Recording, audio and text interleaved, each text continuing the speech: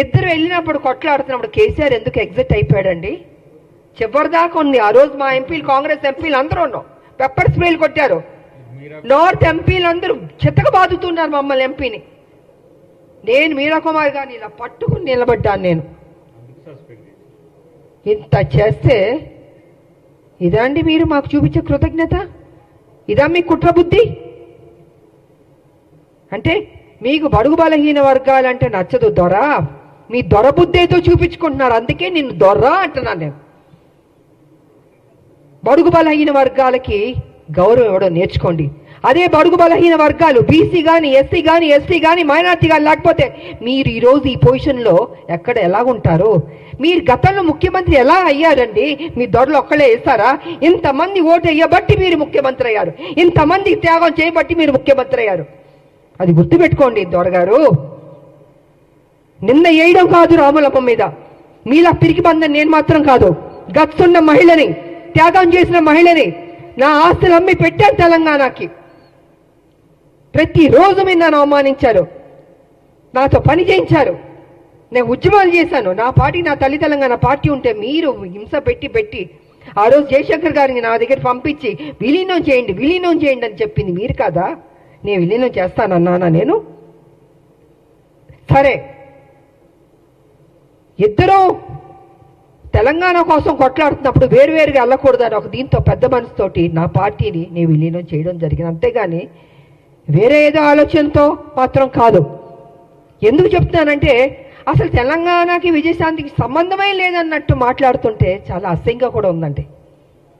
ఒక ఆడబిడ్డని మెచ్చుకోవడం నేర్చుకోండి. మీకు మెచ్చుకోవడం మనసు రాకపోతే నోరు మూసుకుని కూర్చోండి. అంతేగాని మీ ఇష్టం వచ్చినట్టు ఎందుకు ఇచ్చారంటే ఇచ్చారండి కాంగ్రెస్ ఒక ఎమ్మెల్సీ. ఆ ఎమ్మెల్సీ ఇచ్చినందుకు కూడా మీకు అంత బాధ వేస్తుంది బీజేపీకి, టీఆర్ఎస్ అంటే. మా రాజకీయ నాయకుల శత్రువులారా బంద్ చేయండి. మా ఉద్యమ నాయకులు మేము మిమ్మల్ని వదిలిపెట్టాం. మీరు చేసే మోసాల్ని తెలంగాణలో ఏ రకంగా మళ్ళీ మీరు ఎంటర్ అవ్వాలనుకుంటున్నారో ఇంకో విషయం కూడా నేను చెప్పదలుచుకున్నారు. బీజేపీ ఏం చేయబోతుందంటే నెక్స్ట్ స్టెప్, ఏ తెలంగాణ వ్యతిరేకించే శక్తులు ఉన్నారో వాళ్ళందరినీ మొత్తం తిప్పబోతున్నారు తెలంగాణలో. మళ్ళీ బ్యాక్ టు స్క్వేర్ వన్ ని తెలంగాణ తీసుకురాబోతున్నారంటే వాళ్ళ పెత్తనం ఉండాలి. వ్యతిరేకించిన శక్తుల్ని, తెలంగాణ ఉద్యమం నాయకులు ఉండకూడదు, తెలంగాణ ప్రజలకి ప్రాధాన్యత ఉండకూడదు, మళ్ళీ బాంచన్ని కాలు మొక్కుతాననే పరిస్థితికి బీజేపీ తీసుకురాబోతుంది. ఇది సత్యం, ఇది తెలుసుకోవాలి అందరూ. అందుకే ఎవరు ఉద్యమ నాయకులు ఉన్నారో వాళ్ళందరినీ తొక్కేద్దాం, వాళ్ళ నోటిని బంద్ చేద్దాం. వాళ్ళు కనపడకూడదు, వినపడకూడదు, మాట్లాడకూడదు. ఇదే కదా మాతో చేసింది మీరు. మీ పార్టీలో ఉంటే ఏం గౌరవాలు ఇచ్చారు? ఎందుకు మీ పార్టీలు బయటికి వెళ్లాల్సి వచ్చింది? వాస్తవాలు ఇదండి. ఆ రోజు మీ బీజేపీలో కొంచెం వెనక్కి వెళ్దామండి. నేను మొన్న బీజేపీలో ఉన్నప్పుడు ఒక విషయం మీరు గుర్తుపెట్టుకోండి. కిరణ్ కుమార్ రెడ్డి గారు తెలంగాణను వ్యతిరేకించి ఆయన అసభ్యకరంగా మాట్లాడి తెలంగాణ ఉద్యమానికి నేను ఒక్క పైసా ఇవ్వను తెలంగాణకి, ఏం పీక్కుంటారో పీక్కోండి అన్నాడు కదా ఆయన. అలాంటి ఆయన్ని, తెలంగాణకు వ్యతిరేకున్న మనిషిని మొన్న బీజేపీలోకి ఎంటర్ అవుతే నాకు నిజంగా ఉండబుద్ధి అవ్వలేదు. ఆ స్టేజ్ మీద నేను వాకౌట్ అయిపోయి వెళ్ళిపోయాను. నేను ఎవరంటే కిషన్ రెడ్డి గారి ఫ్రెండ్ ఆయన. ఆ రోజు నుంచి బీజేపీకి నా మీద ఒక కక్ష. అంటే వాళ్ళ మనుషుల్ని తెలంగాణ వ్యతిరేక శక్తి వస్తే అక్కడ నేను బయటికి వెళ్ళిపోతున్నానంటే చూపించుకోకూడదు. ఎందుకు చూపించుకోకూడదండి? తెలంగాణని అవమానపరిచి తెలంగాణకి మేలు చేయని కిరణ్ కుమార్ రెడ్డి గారు లాంటి వాళ్ళు మిగతా ఇంకొకళ్ళు ఏమైనా ఉంటే ఎందుకు నేను వచ్చి మీకు ఎస్ బాస్ అని చెప్పాలండి? ఇలాగ అనేక కారణాలు ఉన్నాయండి.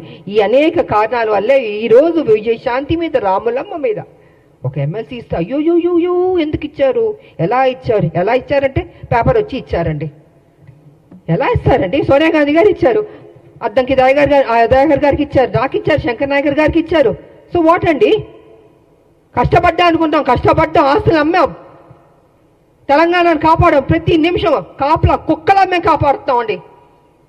కానీ మీరేం చేస్తున్నారు? 10 సంవత్సరాలు మీరు అధికారంలో ఉండి కేసీఆర్ గారు దోచుకోలేదా తెలంగాణ మొత్తం సొమ్ముని? ఇవాళ మీరు దోచుకోబట్టే కదా ఈ పరిస్థితి వచ్చింది. అది విడిచిపెట్టి కాంగ్రెస్ మీద నిందలేయడం, ఆయన చేసిన తప్పులు చెప్పడు, 7 లక్షల కోట్లు ఎలా తిన్నాడో అని ఖర్చు అయిందో చెప్పడు. ఎలా అప్పయింది చెప్పండి. నేను కూడా నా పార్టీ నేను అడుగుతున్నాను, సీరియస్గా తీసుకోవాలి సార్, మనం విడిచిపెట్టకూడదు. దీన్ని ఎంత దూరం వరకు తీసుకెళ్ళా? 7 లక్షల కోట్ల అప్పు ఎలాగైంది చెప్పమనండి. దాటవేయడం కాదు, నా మనిషిని మాత్రం విడిచిపెట్టకూడదు. నువ్వు ఉద్యమాలని చెప్పి నీకు చేతిలో తెలంగాణ పెడితే నువ్వేం చేసావు? 7 లక్షల 1 మినిట్ సార్, 7 లక్షల కోట్లు అప్పులు చేస్తావండి. మిగులు బడ్జెట్ నుండి అప్పులు రాష్ట్రంగా ఎందుకు వెళ్ళింది? ఎక్కడెక్కడి నుండి డబ్బులు తింటాం? కాళేశ్వరం దగ్గర నుంచి, ల్యాండ్ల దగ్గర నుంచి. నేను పిల్లు కూడా వేసాను, కొన్ని ల్యాండ్లు అమ్మేస్తుంటే పిల్లు వేసానండి నేను. ఇలా ఎన్నో జరిగినాయండి. అందుకే వాళ్ళు చెప్తున్నాను నేను, కేసీఆర్ వాస్తవాలు నువ్వు మాట్లాడాలి. సమయం దగ్గర పడింది. నువ్వు చేసిన తప్పులు చెప్పాల్సిందని మేము విడిచిపెట్టాం, డెఫినెట్గా విడిచిపెట్టామండి. మా రాష్ట్రం మేము కష్టపడి తెచ్చుకున్న రాష్ట్రం, నా ప్రజలు బాగుండాలని కోరుకున్న వాళ్ళం మేము. ఉద్యమకారులకు మాకు నిత్యం మా ప్రజలు బాగుండాలి, మేలు జరగాలని ఆలోచిస్తూనే ఉంటాం మేము. ఇంతకు మించి మాకు అయ్యా ఉంటుందండి. కాబట్టి నా పార్టీని రిక్వెస్ట్ చేసేది ఏంటంటే విడిచిపెట్టకూడదు సార్. మనం ఎట్టి పరిస్థితుల్లో కేసీఆర్ చేసిన అప్పును మొత్తం ఒక్కొక్కటిగా బయట పెట్టాలి. ఏదో నామకే వాస్తే మనం మాట్లాడడం లేదా వదిలేయడం కాదు, తవ్వాలి, బయటికి తీయాలి వాస్తవాన్ని. ఇది నేను ఈ సందర్భంగా తెలియజేసుకుంటూ, ఈరోజు మాకు ఎమ్మెల్సీ దాంట్లో మేము అడుగుపెట్టబోతున్నాం. కాబట్టి మాకు మరొకసారి మా హైకమాండ్కి నేను కృతజ్ఞతలు తెలియజేసుకుంటూ, రేపు హోలీ కాబట్టి అందరికీ హోలీ శుభాకాంక్షలు కూడా తెలియజేసుకుంటూ,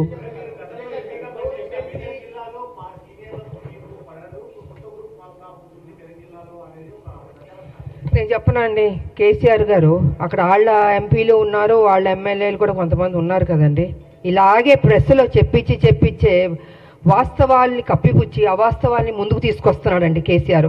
నాకు అక్కడ ఉన్న వాళ్ళకి ఎవరు పడలేదని మీకు ఎవరు చెప్పారు? మేము చెప్పానా? లేదా అక్కడున్న మా కాంగ్రెస్ వాళ్ళు ఎవరన్నా చెప్పారా? ఎవరు చెప్పలే కదండి.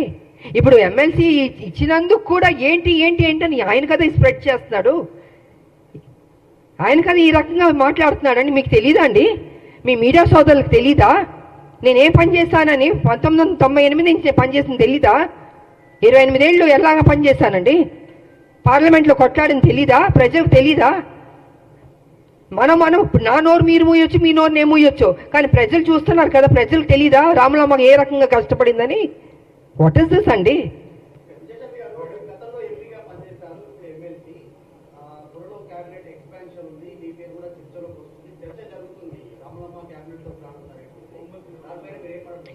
సార్ నాకు అది తెలియదండి, నాకు నిజంగా తెలీదు. నాకు హైకమాండ్ ఈ బాధ్యత ఇచ్చింది.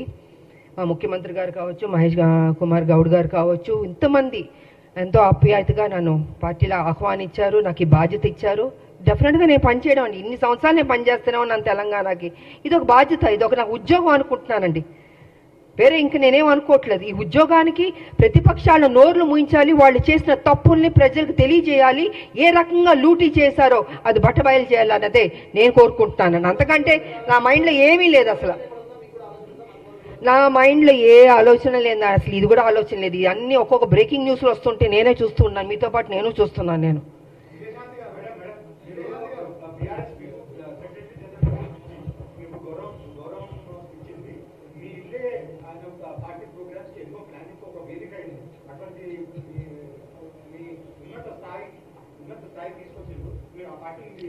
అదే సార్, మళ్ళీ మీరు అదే అంటున్నారండి. నేను ఎంతసేపు వాస్తవం చెప్పాను, నేను వదిలి రాలేదండి.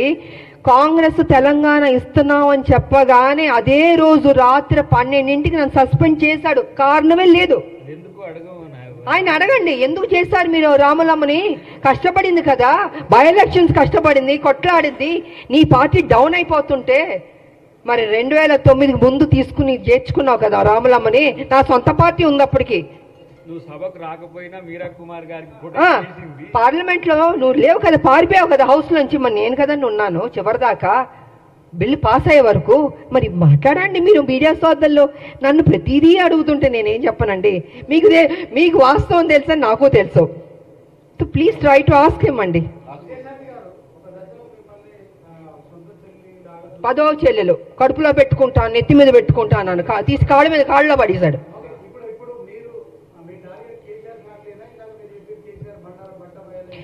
అవునండి, ఇప్పుడు కాదు సార్ నేను అంటుంది, కేసీఆర్కి బాధ్యత లేదండి. డబ్బు తిన్నాడు కదా, 1,00,000 కోట్లు, 1,00,000 లేని వాడు 1,00,000 కోట్లు తిన్నాడని గతంలో చెప్పాను. గత 6-7 సంవత్సరాల నుంచి 5 లక్షల కోట్లు అప్పుకి వెళ్తుందంటే 5 లక్షలు కాదు బాబో 7 లక్షలకి వెళ్ళింది అడగండి అంటే ఇవాళ లెక్క తీస్తే 7 లక్షల కోట్లకి వెళ్ళిపోయింది అప్పు. మరి చెప్పాలా చెప్పకూడదండి? ఆయన చేసిన తప్పుని చెప్పకుండా ఎంతసేపు కాంగ్రెస్ను పుచ్చుకుని మీరు తప్పు చేస్తారు ఏం చేస్తావు, నువ్వు చేయబట్టి తప్పే కదా, నువ్వు చేయబట్టి అప్పే కదండి. ఇవాళ అవస్థ పడుతున్నారు, ప్రతిదానికి ఇబ్బంది అవుతుందండి.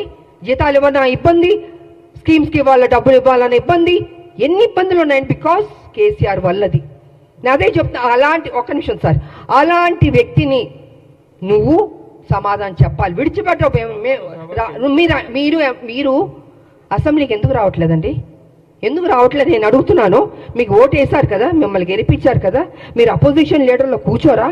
అంత మీరేమైనా గొప్ప స్థాయి నుంచి వచ్చారా? మీరు కింద నుంచే కదా వచ్చారు. ఇప్పుడు ఈ డబ్బు ఈ కోట్లు అన్ని ఎక్కడి నుంచి వచ్చిందండి? మా తెలంగాణ నీకు వేసిన భిక్షం కాదు.